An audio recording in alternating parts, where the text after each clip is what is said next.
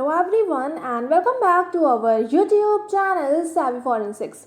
So friends, आज के इस वीडियो में हम बात करने वाले हैं क्वेश्चन डॉक्यूमेंट्स के 57th पार्ट पर और यहाँ पर हम बात करने वाले हैं आइडेंटिफिकेशन ऑफ न्यूमरल्स के बारे में। इससे पहले हमने समझा था कि हैंड प्रिंट क्या होता है और उसका बहुत ही डिटेल में उसका एग्जामिनेशन करते हैं किस तरह से, वो सब कुछ हम सीख चुके हैं। और उस वीडियो में मैंने आपको बताया था कि आज आपको एक होमवर्क मिलेगा, ठीक है। सो होमवर्क क्या है वो आपको मैं लास्ट में बताने वाली हूँ और बहुत ही इम्पॉर्टेंट और आपके खुद के एनालिसिस की जो क्वालिटीज़ रहती हैं, एबिलिटीज़ होती हैं, उनको इन्हांस करने के लिए बहुत इंपॉर्टेंट है। तो वीडियो के अंत तक बने रहिएगा और वो होमवर्क को ज़रूर से कलेक्ट करिएगा और वो होमवर्क ज़रूर से कंप्लीट करके लाइएगा, ठीक है। कैसे करना है, कहाँ पे आपको मुझे शेयर करना है, कैसे कैसे आपको मुझे भेजना है, होमवर्क को किस तरह से वो करना है, वो सारा का सारा मैं आपको वीडियो के लास्ट में बता दूंगी, ठीक है। तो अभी स्टार्ट कर लेते हैं अपने आज के वीडियो को। और यहाँ पर सबसे पहले तो हम बात कर लेते हैं न्यूमरल्स के बारे में। सो बेसिकली न्यूमरल्स का मतलब होता है नंबर्स, सभी को पता होगा। जो आपके नंबर्स होते हैं 0 से लेकर के 9 तक के और फिर उनके मल्टीपल्स बनते हैं, तो वो आपके न्यूमरल्स कहलाते हैं, जिसको हम नंबर कहते हैं। तो जब भी आप किसी भी तरह की राइटिंग का एग्जामिनेशन करते हैं, कोई रिटन डॉक्यूमेंट का आप एग्जामिनेशन करते हैं, तो वहाँ पर जो आपके अल्फ़ाबेट्स होते हैं उनके साथ साथ में कई बार न्यूमरल्स यानी कई बार नंबर्स और सिंबल्स, ये दोनों चीज़ें आपको देखने को मिलती हैं।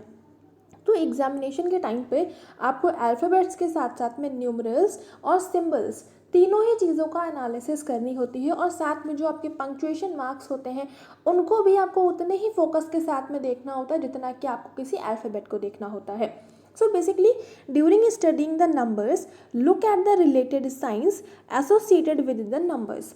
तो बेसिकली जब आप किसी भी न्यूमरल्स का, किसी भी नंबर का एग्जामिनेशन करते हैं, तो उस टाइम पर जो पंक्चुएशन मार्क्स होते हैं, जो आपके सिंबल्स होते हैं, उनको भी आपको इक्वली वैल्यू देनी होती है। फॉर एग्जांपल अगर हम कुछ एग्जांपल्स की बात करें, तो जैसे कि आपका डॉलर का सिंबल होता है, एम्परसेंड होता है, यानी कि एम्परसेंड क्या होता है मैंने आपको शॉर्ट वीडियो में बताया था, तो ज़रूर से देख लीजिएगा। एम्परसेंड का सिंपल सा यही मतलब होता है कि जब कोई भी टर्म जो होता है उसको हम एब्रिविएशन के लिए, एब्रिविएशन के पर्पज से किसी सिंबल से डिनोट करते हैं, किसी सिंबल का यूज़ करते हैं, तो वो आपका एम्परसेंड कहलाता है। और इसका बेस्ट एग्जाम्पल और वो होता है आपका एंड को अगर हम इस वैसे लिखें तो ये आपका ऐसे रहता है, लेकिन जब हमें इसे इसकी एब्रीवेटेड फॉर्म लिखनी होती है तो इसके लिए हम एक सिंबल का यूज़ करते हैं और वो होता है आपका एंड। तो ये आपका एम्परसेंड कहलाता है। इसके अलावा जो आपके पंक्चुएशन मार्क्स हैं, जैसे कि कॉमा होता है जो कि जनरली 1000 में यूज़ करा जाता है, और जो आपके हंड्रेड्स होते हैं, 10,000 होते हैं, उन सब में आपका यूज़ करा जाता है, तो वो आपका हो गया। बाकी ऐसा नहीं है कि सिर्फ यहीं पर, मैं सिर्फ आपको एग्जाम्पल से समझाने की कोशिश कर रही हूँ, ठीक है। उसके अलावा जो आपका सेंट का साइन होता है, डेसिमल का पॉइंट होता है, आपका परसेंट का साइन होता है, तो ये आपके अलग अलग सिंबल्स होते हैं, तो इनको भी आपको ध्यान देना होता है।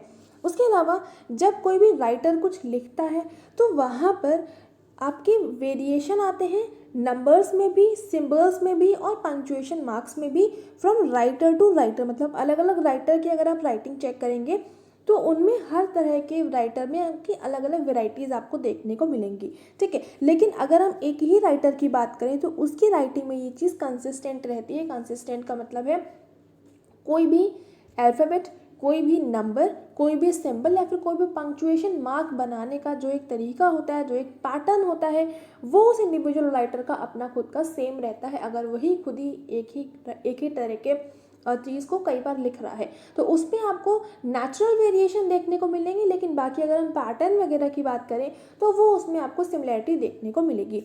उसके अलावा जो एग्जामिनेशन होता है नंबर का, वो काफ़ी हद तक बहुत ज़्यादा कंसिडरेबल इन्फॉर्मेशन को डिटरमाइन करने के लिए हेल्पफुल हो जाता है। किसी भी ऑथर की ऑथेंटिसिटी को फाइंड आउट करने के लिए आपके जो नंबर्स होते हैं वो बहुत ही इंपॉर्टेंट रोल प्ले करते हैं, ठीक है। अब इनका एग्जामिनेशन किस तरह से करते हैं, क्या क्या आपके इंपॉर्टेंट फीचर्स होते हैं, ये सारे के बारे में हम जान लेते हैं। सो बेसिकली जो सबसे ज़्यादा कॉमन प्रॉब्लम रहती है किसी भी तरह के नंबर्स को एनालिसिस करने के टाइम पर, तो ये रहता है कि जो आपके चेक्स होती हैं, चेक्स यानी कि जो आपके बैंक चेक रहती है, पता होगा आपको, तो उसमें क्या रहता है कि अगर उसमें जनरली जैसे मान लीजिए आपको 100 रुपये किसी को पे करने हैं, अब 100 रुपीज़ के बाद में ये आपका साइन बनाया जाता है। तो ये साइन क्यों बनाया जाता है? ताकि ये आपके ज़ीरो जो है यहाँ तक आपके कंप्लीट हो चुके थे, तो इसके बाद में अब आगे कोई इस नंबर को कंटिन्यू ना कर पाए, यानी कि इस मतलब ये लिखा था, अब यहाँ पर अगर आपने स्पेस दिया यहाँ पर, तो यहाँ पर कोई ज़ीरो ऐड ऑन कर सकता है, नहीं दिया तो उस कंडीशन में पॉसिबिलिटी बहुत कम रहती है। और जब कोई भी ये सिंबल नहीं बनाता है, यानी कि सिंबल आगे बनाया ही नहीं, तो आपके पास पूरी स्पेस रहती है, तो वहाँ पर कोई भी इंडिविजुअल कितने भी नंबर्स को आगे लिख सकता है।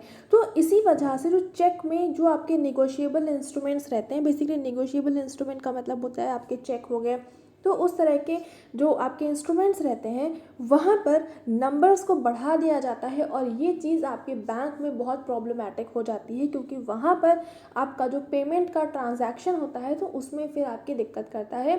क्योंकि अगर किसी ने, मान लीजिए ए ने बी को कोई चेक देना है और वो चेक आपका बना के इसने बी को दे दिया, अब बी जो है बैंक जाएगा, बैंक से इस चेक का अमाउंट लेगा जाके, और अगर मान लीजिए कि इसको कोई फोर्जरी करनी है बी को, तो बी जो है जो चेक है उसमें कुछ मैनिपुलेशन कर देगा, जो आपका उसमें चेक में जो नंबर फिल हुआ है उसको वो चेंज कर देगा और फिर बैंक से जाकर ट्रांजैक्शन करवा लेगा।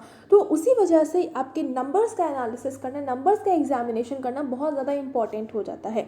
ठीक है, अब यहाँ पर जैसे आपका 1 रहता है, तो 1 को 4, 7 और 9 में बहुत आराम से कन्वर्ट किया जा सकता है। क्यों? क्योंकि 1 आपका सिंपल सा ऐसे बनता है या फिर आपका ऐसे बनेगा। अब यहाँ पर 9 में कन्वर्ट करना है तो ऊपर ऐसे कर दीजिए, 7 में कन्वर्ट करना है तो ऐसे कर दीजिए, और इसी को 4 में कन्वर्ट करना है तो ऐसे कर दीजिए, नहीं तो फिर आप सिर्फ ऐसे कर सकते हैं। तो इसी वजह से 1 को इन तीनों में आपका कन्वर्जन बहुत आसान होता है। उसी तरह से 2 को हम 3 और 5 में बहुत आराम से कन्वर्ट कर सकते हैं। सिमिलरली, जैसे कि मैंने आपको ये 100 का एग्जाम्पल बताया कि जो आपके चेक्स रहते हैं तो वहाँ पर ज़ीरो बहुत आराम से बढ़ाए जा सकते हैं। तो उसी वजह से ज़ीरो जो रहते हैं जनरली इंक्रीज़ कर दिए जाते हैं। किसी भी अमाउंट को अगर टेंस का है तो हंड्रेड्स में कर देंगे, हंड्रेड्स में तो थाउजेंड्स में, थाउजेंड्स में तो 10,000s में। तो इस तरह से आराम से आपके बहुत ही ईजिली ये चीज़ हो जाती है। तो इसी वजह से ये सारे चीज़ों का एनालिसिस करना बहुत ज़्यादा इंपॉर्टेंट हो जाता है।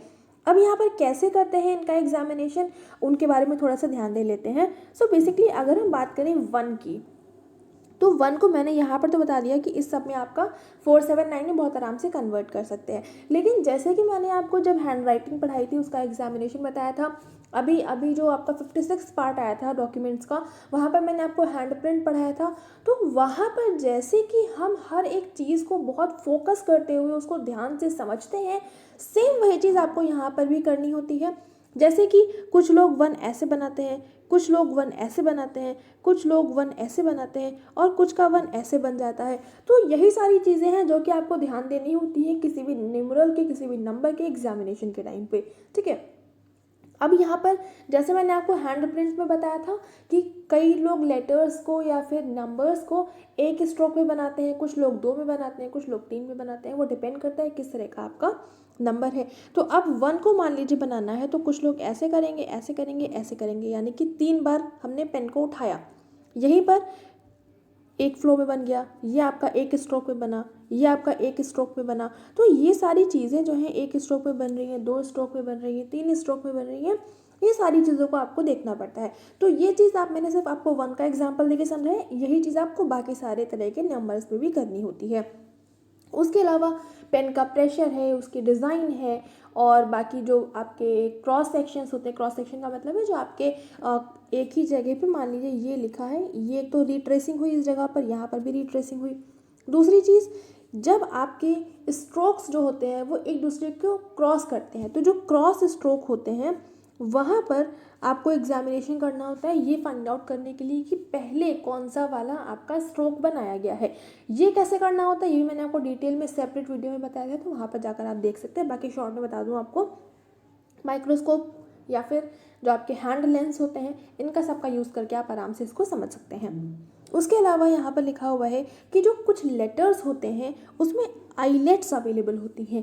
आईलेट्स मैं आपको बहुत बार बता चुकी हूँ, जैसे कि आपकी 2 लिखा हुआ है तो कुछ लोग 2 को ऐसे बनाते हैं, तो यहाँ पर ये वाला जो है इसको हम आईलेट बोलते हैं, क्योंकि ये बहुत ही शॉर्ट लूप होता है जो कि हर कंडीशन में नहीं देखने को मिलता है। कुछ लोग जब 2 बनाएंगे तो बिल्कुल ऐसे बनाएंगे, कुछ ऐसे बनाएंगे, कुछ ऐसे बनाएंगे। तो ये चीज़ ना वेरी करती है। इसी तरह से जैसे आपने 2 में आईलेट देखा, वैसे ही आप 3 में भी आईलेट देख सकते हैं इस तरह से। तो ये चीज़ हर एक इंडिविजुअल का अपना अलग अलग पैटर्न होता है, वो लोग उसी को फॉलो करते हैं। तो उसके बेस पर जब आप एग्जामिनेशन करते हैं नंबर्स का, तो आप ये सारी चीज़ों को आपको ध्यान में रखना चाहिए। यहाँ पर जो पेन प्रेशर वाला रहता है वो बहुत ज़्यादा इंपॉर्टेंट रोल प्ले करता है। बाकी जो आईलेट्स हैं, डिज़ाइन है, कंस्ट्रक्शन है, किसी भी नंबर का कितने स्ट्रोक्स में बन रहा है कोई भी नंबर, तो ये सारी चीज़ें आपको देखना पड़ता है। फिर आपको कंपेयर करना पड़ता है स्टैंडर्ड को क्वेश्चन से। और ये चीज़ भी आपको देखनी होती है कि जो कुछ भी बनाया गया है वो आपका सेम है या डिफरेंट है। ठीक है, अब अलग अलग पाया जाता है तो फिर उसमें और एनालिसिस करनी होती है, फिर आप उसमें सैम्पल वगैरह का कलेक्शन वगैरह करते हैं, यानी ये सारी चीज़ें आपकी रहती हैं। नेक्स्ट यहाँ पर बात करें, सो रिलेशनशिप जो होता है down stroke of the number with cross stroke. मतलब डाउन स्ट्रोक का क्या मतलब है, जब ऊपर से हम किसी चीज़ को नीचे तक लेके जाते हैं, ये आपका डाउन स्ट्रोक हो गया। क्रॉस स्ट्रोक का क्या मतलब हुआ, ये का मतलब क्या हुआ, जैसे कि आपने 8 में अगर हम नीचे बात करें तो आपने पहले ये बनाया, फिर ऊपर लेके रीट्रेसिंग करी, फिर इस तरह से और फिर इस तरह से। तो यानी कि आपने पहले डाउन स्ट्रोक लिया, अप स्ट्रोक लिया, डाउन स्ट्रोक लिया, फिर आपने इस तरह से गए और ये जो सेंटर में आपने यहाँ पर इसको क्रॉस किया। तो यहाँ पर यानी कि डाउन स्ट्रोक और क्रॉस स्ट्रोक, डाउन स्ट्रोक क्या है, नीचे साइड जा रहा है, क्रॉस स्ट्रोक जो इसको क्रॉस कर रहा है। तो इस पर्टिकुलर पोजीशन पर आपको ये सारी चीज़ों की जो रिलेशनशिप होती है, मतलब इनमें कौन सा डाउन स्ट्रोक पहले बना, कौन सा क्रॉस पहले बना, तो ये सारी चीज़ें आपको ध्यान में देना चाहिए जब आप किसी भी नंबर का एग्जामिनेशन करते हैं। इसी तरह से यहाँ पर एक चीज़ और ध्यान देने वाली है कि जो 4 होता है आपके 2 तरह से बनते हैं, ओपन या फिर क्लोज्ड। ओपन का मतलब होता है 4 इस तरह से बन रहा है। अब ये भी बनाने के अलग अलग तरीके होते हैं। कुछ लोग के जो ये एंड रहता है ये बहुत शार्प होता है कि इसमें राउंड होगा। उसी तरह से 4 वैसा वाला बात करें तो ये इस तरह से बनता है, या फिर इस तरह से बना सकते हैं, या फिर इस तरह से बना सकते हैं। यानी कि हम नीचे से स्टार्ट कर सकते हैं, ऊपर से स्टार्ट कर सकते हैं, ऊपर से ला जाके नीचे रिट्रेसिंग करेंगे, फिर इस तरह से कर सकते हैं, या फिर हमने ये पहले बना लिया, इसको बाद में बनाया। और इसी तरह से ये आपके अलग अलग तरह के स्ट्रोक्स हो गए। सिमिलरली आप जो ओपन वाला 4 बनाएंगे, क्योंकि यहाँ पर आपको ऊपर वाला साइड ओपन है तो इसके लिए हमने ओपन कह दिया, यहाँ पर ऊपर का क्लोज है तो इसके लिए हमने इसको क्लोज कह दिया। ठीक है, इतनी बात समझ में आ गई। उसके बाद नेक्स्ट यहाँ पर अगर हम 8 की बात करें तो 8 जो रहता है आपका, आप इस तरह से बना सकते हैं, 2 अलग अलग सर्कल को आपने ऐड कर दिया। दूसरी चीज़, आपने सेंटर से स्टार्ट किया, ऊपर की साइड ले गए, फिर नीचे साइड ले गए, फिर ज्वाइन करा दिया। इस तरह से आप बना सकते हैं। उसके अलावा आपने नीचे से स्टार्ट किया, फिर ऊपर से ऐड ऑन कर दिया, तो इस तरह से बना सकते हैं। तो ये अलग अलग तरह का आपका डिपेंड करता है हर एक इंडिविजुअल की राइटिंग के ऊपर, कि कोई भी इंडिविजुअल किसी लेटर का कंस्ट्रक्शन किस तरह से कर रहा है। और इसके बाद में आती हैं, जब कंस्ट्रक्शन देख लेते हैं किस तरह से कंस्ट्रक्ट किया जा रहा है, उसके बाद में आता है आपका इसमें इंडिविजुअलाइजेशन करना, कि पर्टिकुलरली वो इंडिविजुअल किसी भी एक पर्टिकुलर लेटर को, किसी भी एक पर्टिकुलर नंबर को किस तरह से बना रहा है, उसमें क्या उसका इंडिविजुअल फीचर देखने को आपको मिल रहा है। ठीक है, तो जितना मैंने आपको बताया वही सब कुछ यहाँ पर लिखा हुआ है, एक बार पढ़ लेते हैं। नंबर ऑफ स्ट्रोक्स, बेसिकली कितने स्ट्रोक्स बने हुए हैं किसी के नंबर को बनाने के लिए, वो आपको देखना होता है। शेप ऑफ लूप, यानी कि जो लूप होता है वो किस तरह का है, राउंड है, ओवल है, आइलेट है, ओपन है या फिर क्लोज्ड है। ठीक है, अब इसका क्या मतलब हुआ, जैसे कि लूप यहाँ पर आप 8 में देखें तो 8 में 2 लूप बन रहे हैं, इस तरह से आप देख सकते हैं। हाँ, मैंने एक चीज़ तो बताई नहीं आपको, 8 जैसे हमने अभी तक देखा था कि 2 सर्कल बना लिए थे, फिर हम इस तरह से बना रहे थे, फिर हम नीचे से ले जाकर ऊपर बना रहे थे। दूसरा तरीका हो सकता है कि आपने ऊपर वाले सर्कल को पूरा किया, फिर उसमें से नीचे वाले को बनाया। ठीक है, एक ये भी चीज़ हो सकती है। अब यहाँ पर अगर हम बात करें ओवल, राउंड और ये सब क्या था, तो यहाँ पर जब किसी भी नंबर में कोई लूप बनता है, तो मान लीजिए ये एक लूप है सिंपल, ये तो आपका 0 बनाया। अब यहाँ पर 8 की बात करें तो 8 आपका ये हो गया। ठीक है, अब यहाँ पर आप देखेंगे कि ये अगर आप देखें तो इस प्लेस पर आपका स्पेसिंग अवेलेबल है। मैं आपको फिर से दिखा दूँ, यहाँ पर आप देखें स्पेसिंग है यहाँ पे, तो ये भी आपका हर एक इंडिविजुअल का अपना अलग अलग होता है। ये भी आपको इस तरह से बहुत माइन्यूट सी चीज़ों का आपको ध्यान देना होता है। अब यहाँ पर कोई भी लूप बन रहा है, यानी कि इसमें 0 में आपका लूप है, ये 8 में आपके 2 लूप है, तो ये लूप आपके कैसे हैं, राउंड है मतलब परफेक्ट सर्कल है, ओवल है यानी कि आपका हल्का सा जो आपका ऊपर का है, यानी कि ये जो चीज़ें हैं ये फ्लैट है, और ये थोड़ा सा आपका बल्ज पोर्शन है। ठीक है, ये चीज़। नेक्स्ट, आईलेट का मतलब बहुत छोटा सा आपका आईलेट, जैसे कि आपका जब 0 बनता है तो कुछ लोग ऐसे बनाते हैं, तो यहाँ पर ये आपका बहुत छोटा सा आईलेट बन जाता है। उसी तरह से मैंने आपको 2 में बताया था, 2 में आइलेट बन सकता है, 3 में आइलेट बन सकता है, तो ये आपका डिपेंड करता है। बाकी ओपन और क्लोज क्या है, जो कि मैंने आपको 4 में बना के दिखाया, वो चीज़ हो गई। उसके अलावा डायरेक्शन ऑफ फॉर्मेशन ऑफ 8, मतलब कि 8 को फॉर्मेट करने का, उसको बनाने का क्या तरीका होता है, किस डायरेक्शन से आप स्टार्ट करते हैं, तो जो मैंने आपको ड्रॉ करके बताया वो सारा यहाँ पर आपका लिखा हुआ है, आप इसको पढ़ लेंगे। नेक्स्ट बात करें, जो टेल्स होती हैं इन एडिशन टू टिक्स और हुक्स इन द नंबर्स, किसी भी नंबर में कई बार जो टिक और हुक होते हैं, यानी कि जो टेल्स होती हैं, उसमें एडिशनली टिक्स और हुक्स देखने को मिलते हैं। फॉर एग्जाम्पल हम बात करें 4 की, 4 में ये आपकी टेल है। इसी तरह से 7 की बात करें, ये आपकी टेल है।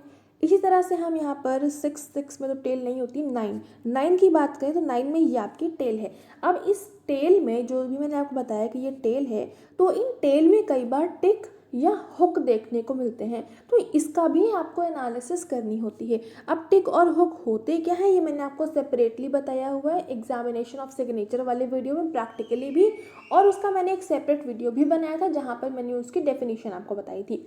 तो उसके लिए उम्मीद करते हैं आप लोगों ने प्रीवियस वीडियोस देख रखे हैं, नहीं देखे तो ज़रूर से जाकर देख लीजिएगा। नेक्स्ट हम बात करें तो starting and ending position, gap in circle, shape of circle, यानी कि जो आपका मान लीजिए 0 बनता है, तो 0 में आपकी स्टार्टिंग पोजीशन कौन सी है, एंडिंग पोजीशन कौन सी है, ये आपको फाइंड आउट करना होता है। गैप ऑफ सर्कल, यानी कि कुछ लोग जब सर्कल 0 बनाते हैं तो इस तरह से बनाते हैं, कुछ लोग 0 इस तरह से बनाते हैं, सब अलग अलग, कुछ लोग बहुत पास पास बनाते हैं इस तरह से। तो ये सारी चीज़ें भी आपको ध्यान देनी होती है कि जो आपके 0 बन रहे हैं उनके बीच में गैपिंग कितनी है, उनकी स्टार्टिंग और एंडिंग पोजीशन कितनी है, और उसका शेप कैसा है। शेप मैंने यहाँ पर आपको लिख के बता दिया, ये आपके शेप है।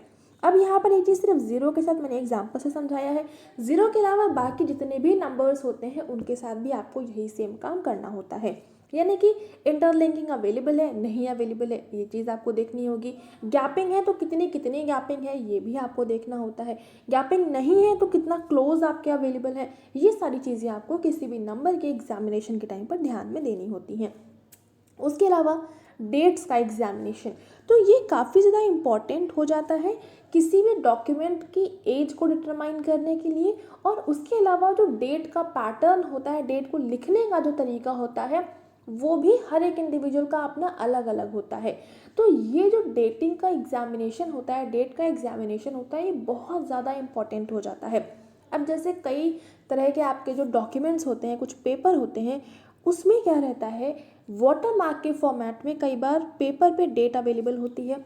वाटरमार्क नहीं तो कई बार क्या रहता है कि ऊपर साइड में जो प्रिंटिंग जो होती है डॉक्यूमेंट में, तो वो आपकी प्रिंटेड फॉर्म में अवेलेबल होती है। अगर वो भी नहीं है तो कई बार जो डॉक्यूमेंट्स होते हैं, तो अगर मान लीजिए उस पर किसी ने सिग्नेचर किया है, तो कुछ लोगों की हैबिट होती है सिग्नेचर के जस्ट नीचे डेट डालने की। तो ये सारी चीज़ें आपको बहुत हेल्प करती हैं किसी भी डॉक्यूमेंट के एज का डिटर्मिनेशन करने के लिए। दूसरी चीज़, जो आपके डेट को लिखने का तरीका होता है, ये भी बहुत ज़्यादा इम्पॉर्टेंट हो जाता है, क्योंकि वो हर एक इंडिविजुअल का अपना डिफरेंट होता है।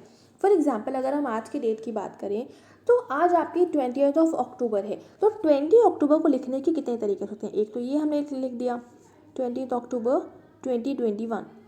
नेक्स्ट हम बात करें तो 20 अक्टूबर 2021, इस तरह से लिख दिया। उसके अलावा अब यहाँ पर 2 चीज़ें और हो सकती हैं। यहाँ से हमने 20 को रिप्लेस कर दिया, सिर्फ हमने 21 लिखा। यहाँ से हमने 20 को रिप्लेस करके सिर्फ 21 लिखा। अब यहाँ पर अगर हम दूसरी डेट देखें, मान लीजिए 2 अक्टूबर हमको लिखना है, तो कुछ लोग ऐसे लिखेंगे 2 अक्टूबर 2021। दूसरी चीज़, कुछ लोग सिर्फ ऐसे लिखेंगे। अब यहाँ पर जो स्लैश बन रहा है, इसको ये लोग डैश के साथ में रिप्लेस कर सकते हैं। तो ये चीज़ें हर एक इंडिविजुअल की अपनी अलग अलग होती है। कुछ लोग स्टार्टिंग में 0 लगाते हैं, कुछ लोग स्टार्टिंग में 0 नहीं लगाते हैं। 0 लगाने का मतलब है कि 2 डिजिट के जनरली आपके डेट में नंबर्स होते हैं, तो इसीलिए कुछ 0 लगाते हैं, कुछ 0 नहीं लगाते हैं। सेम चीज़ आपकी मंथ वाले में भी होगी। मंथ वाले में अगर मान लीजिए हम फेब की बात करें, तो ये जो है आपका मैं फिर से लिख के आपको बता दूं, जैसे कि आपका इस तरह से है, ठीक है। अब इसको हम ऐसे लिख सकते हैं, इसको हम एक तरह से और लिख सकते हैं, ये हो गया, ठीक है। तो अब यहाँ पर क्या हुआ, इसके भी मल्टीपल और सारे वेरिएशंस बन सकते हैं, जैसे कि ये हमने 2021 में आपका 0 को ऐड ऑन कर दिया स्टार्टिंग में। तो ये सब अलग अलग तरह के तरीके होते हैं, पैटर्न होते हैं, हर एक इंडिविजुअल जो कि फॉलो करता है, जिसकी जैसी हैबिट होती है वो वही फॉलो करेगा। अगर कोई इंडिविजुअल फोर्जरी भी कर रहा है तो भी उस कंडीशन में अगर उसने उतना ज़्यादा फोकस नहीं किया, उतना ध्यान नहीं दिया, तो उसके खुद की जो राइटिंग के हैबिट्स होती हैं वो आपकी राइटिंग में इम्पैक्ट डालती हैं। ठीक है, तो बहुत ही आपको ध्यान से चेक करना होता है किसी भी फोर्स्ड डॉक्यूमेंट को। जिस भी डॉक्यूमेंट का एग्जामिनेशन करने के लिए कोई भी डॉक्यूमेंट अगर आपके पास आया है तो आपको उसमें बहुत छोटी छोटी सी चीज़ों का ध्यान देना होता है। ठीक है, तो अब यहाँ पर वही चीज़ें लिखी हुई जो मैंने भाई आपको बताया, एक बार पढ़ लेते हैं। People are usually consistent in writing dates, अपनी मतलब कोई भी डेट को लिखने में कंसिस्टेंट रहते हैं, उनका जो पैटर्न होता है डेट को लिखने का वो सेम रहता है सबका। हाँ, एक चीज़ और रह गई, जैसे कि आज 20 अक्टूबर है तो कुछ लोग लिखेंगे 20 अक्टूबर 2021, ऐसे लिख सकते हैं। और वही चीज़ की डैश को आपने जो स्लैश लगा हुआ है इसको अपने डैश के साथ में रिप्लेस कर सकते हैं, या फिर 2021 जो है इसको सिर्फ 21 से रिप्लेस कर सकते हैं। ठीक है, तो ये चीज़ अलग अलग वेरिएशंस होते हैं। उसके अलावा जो उनकी जो डेटिंग हैबिट्स होते हैं वो उनकी आइडेंटिटी के लिए बहुत इंपॉर्टेंट क्ल्यू बन जाते हैं। उसके अलावा कुछ लोग डैश यूज़ करते हैं, कुछ स्लैश यूज़ करते हैं इनके बीच में। नेक्स्ट, सम राइटर फॉलो करते हैं European style of placing the day first and then the month and year. मतलब कुछ लोग, मतलब जैसे कि आपका लिखने का तरीका जनरली आपका यही होता है कि आप लोग पहले डेट लिखते हैं, डेट के बाद में आप मंथ लिखते हैं, मंथ के बाद में आपको ईयर लिखना होता है। लेकिन यहीं पर आपका पैटर्न चेंज भी हो सकता है, पहले ईयर लिखा, फिर मंथ लिखा, फिर डेट लिखी, या फिर पहले मंथ लिखा देन डेट लिखा देन हमने ईयर लिखा।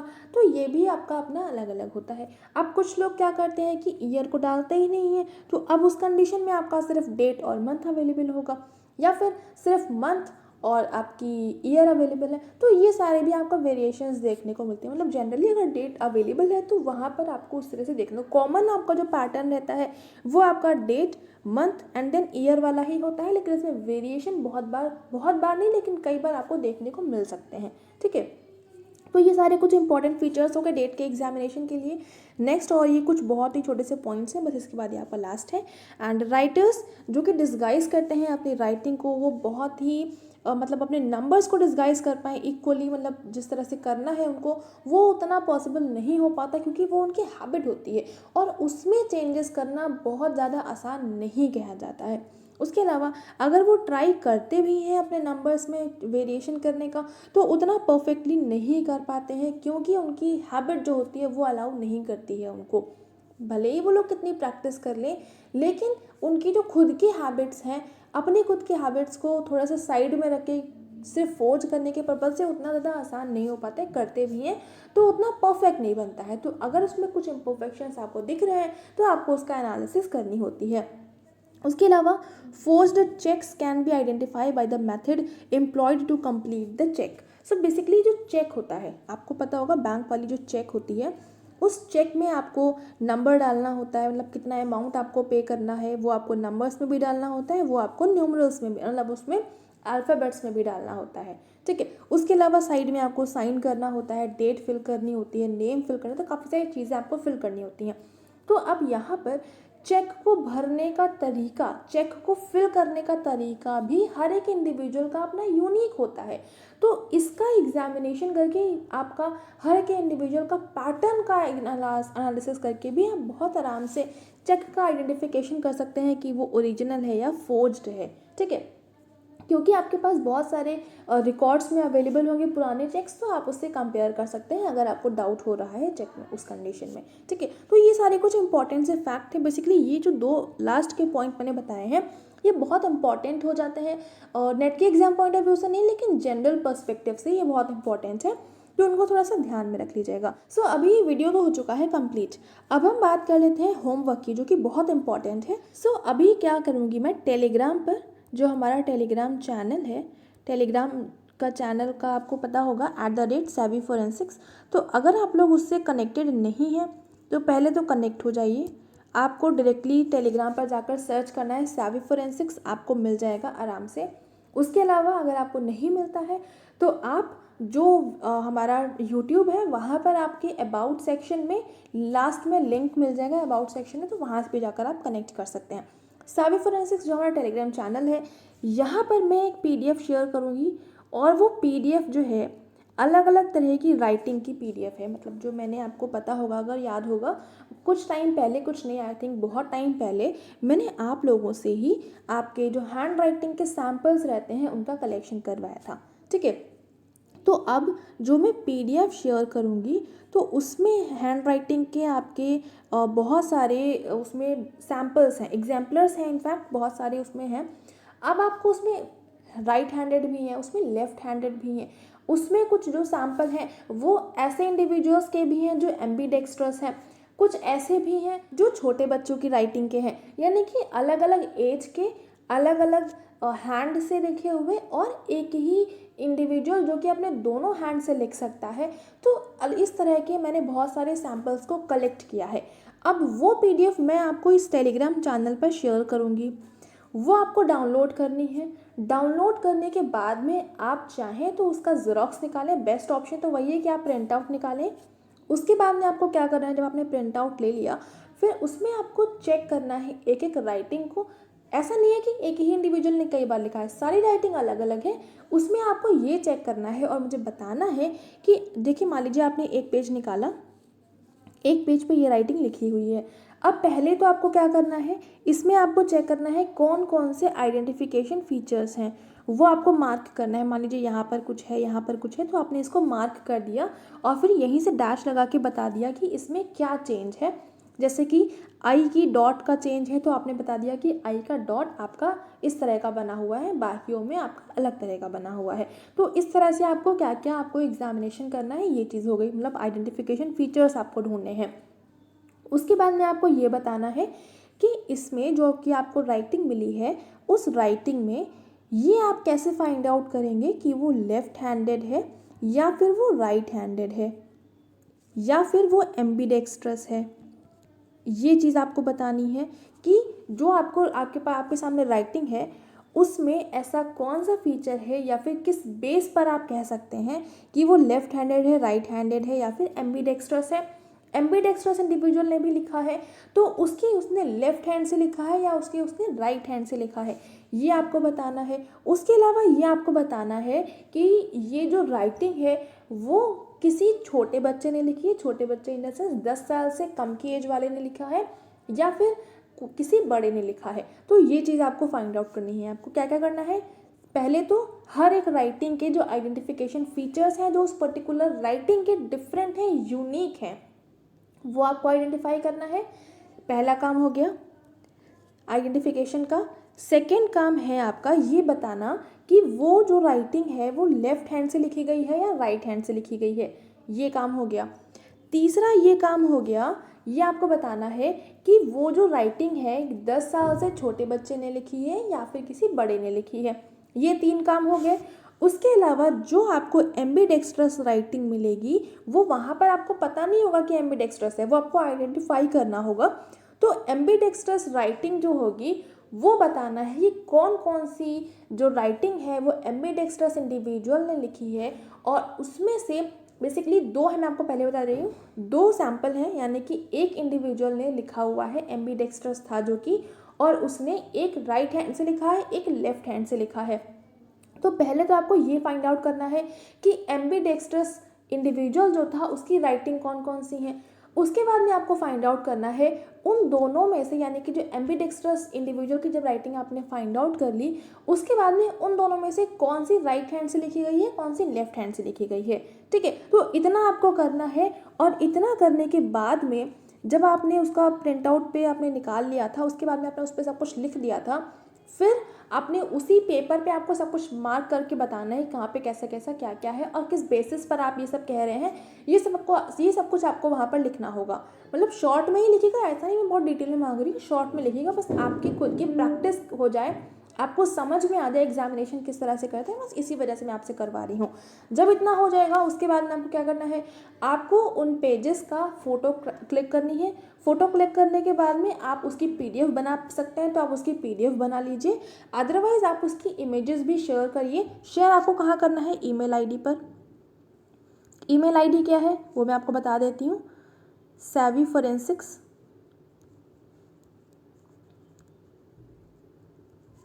savvyforensics.78@gmail.com। ठीक है, तो ये ईमेल आईडी है savvyforensics.78@gmail.com। यहाँ पर आपको सेंड करना है। यहाँ पर अगर आपको स्पेलिंग समझ में नहीं आ रही तो मैं यहाँ पर दिखा देती हूँ एक बार। यहाँ पर इस पोजीशन पर देखिए, जो आपका लास्ट में कॉन्टैक्ट अस लिखा हुआ है बिल्कुल एंड में दिखेगा। यहाँ पर कॉन्टैक्ट अस में देखिए savvyforensics.78@gmail.com। ये वेबसाइट है, इसी वेबसाइट पर आपको सेंड करना है। टेलीग्राम जो मैं बता रही थी वो टेलीग्राम यहाँ पर लिखा हुआ है, यहाँ से आप स्पेलिंग चेक कर लीजिए। ये आपका टेलीग्राम की लिंक है, तो यहाँ से आप देख लीजिएगा। तो ये आपको टेलीग्राम से पीडीएफ को कलेक्ट करना है। वो पीडीएफ का आपको एनालिसिस करने के बाद में, जो कुछ मैंने बताया है वो सब करने के बाद में, आपको ये जो लास्ट में ईमेल आईडी लिखी है यहाँ पर आपको मुझे उसकी पीडीएफ बना के या फिर जो भी आपने एनालिसिस करी है उसकी स्क्रीनशॉट्स मुझे आपको भेजने हैं। आप लोग मुझे भेजेंगे इनफैक्ट, ठीक है। तो इतना करना है। अब आप लोगों ने सही किया या गलत किया ये कैसे पता चलेगा? जब आप लोग मुझे भेजेंगे और उसमें से जिस इंडिविजुअल का मुझे सबसे बेस्ट लगेगा कि सबसे सही तरह से एनालिसिस करी है, उसका मैं बताऊंगी अगले वीडियो में कि वहाँ पर आप लोगों ने ऐसे ऐसे किया था।